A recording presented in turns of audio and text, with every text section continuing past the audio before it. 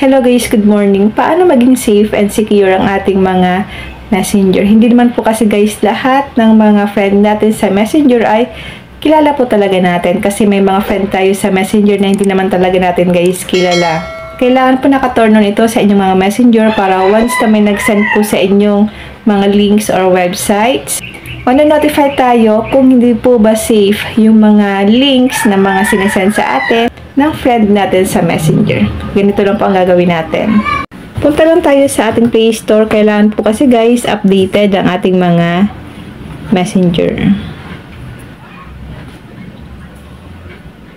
Dito po sa may search bar, i-type lang natin dito ang messenger. Then search natin. Kapag ang nakalagay po dyan ay update, kailangan nyo lang po i-click ang update. Pero kung ang nakalagay po ay open, ibig sabihin po updated ang inyong messenger. So ngayon, click na po natin ang open. Click natin ang 3 lines. Click settings icon. Scroll up natin. Click privacy and safety. May nakalagay dito na security, end-to-end encrypted chats, safe website browsing. So ngayon guys, click natin ang safe website browsing. May nakalagay dito, get warnings when potentially unsafe sites may be trying to steal private information.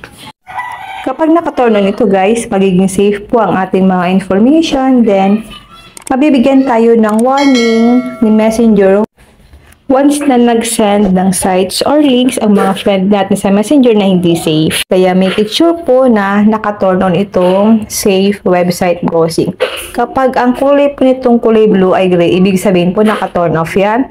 Pero kapag nakakulay blue po ito, ibig sabihin po naka-turn on na po ang inyong mga safe website browsing. Kailangan po talaga natin ito guys i-turn on para hindi po ma-hack ang ating mga messenger or ang ating Facebook.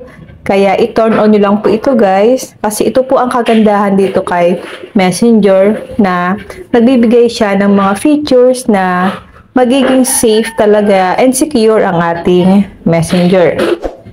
Yun lang guys, sana po may natutunan kayo sa aking video, and now thank you for watching. God bless you all.